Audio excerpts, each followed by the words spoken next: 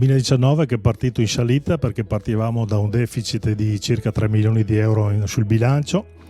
Abbiamo messo sin da subito in atto tutte le procedure per recuperare questo deficit.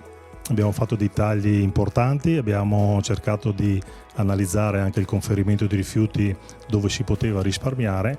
Sia la semestrale che la nonestrale ci hanno dato degli ottimi risultati e siamo quasi certi di chiudere anche il 2019. Aspettiamo gli ultimi dati, le ultime fatture, ma in positivo. Interventi sostanziali, come dicevo, sono stati l'abbattimento di alcuni costi di conferimento dei rifiuti grazie alla discarica tattica di Sant'Urbano in Padova.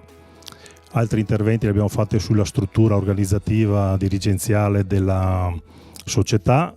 Abbiamo tagliato sponsorizzazioni, premi e spese di consulenza e quant'altro per ottimizzare al meglio ed efficientare l'azienda.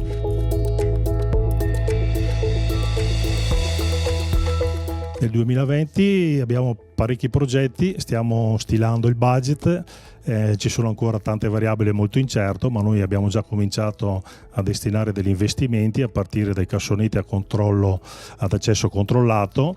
Per quanto riguarda il miglioramento della raccolta differenziata, che vede Verona un po' in ritardo, siamo di 5 punti sotto la media nazionale. Noi contiamo di portare la raccolta dal 49 circa al 65-70% con questa iniziativa. Partiremo con una zona campione fra un mese circa, San Michele e una parte di Borgo Venezia.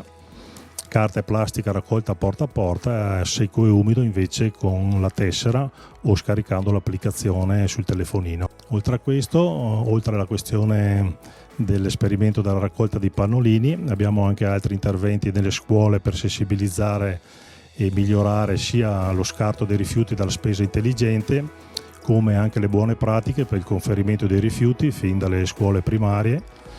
E poi partiamo anche con dei progetti per quanto riguarda il riuso dei materiali, che è un elemento importante perché meno conferiamo in discarica più c'è risparmio.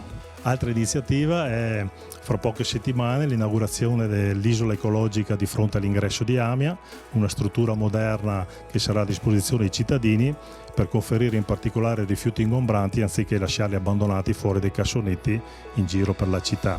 Partirà poi un'altra progettazione per altri punti di raccolta dove siamo un po' lontani dalla sede di Amia, tipo la zona di Ponte Crencano, Borgo Trento, e con questo vorremmo fare in modo che la gente conferisca alcuni tipi di rifiuto a chilometro zero, non abbandonandoli in strada o fuori dai cassonetti.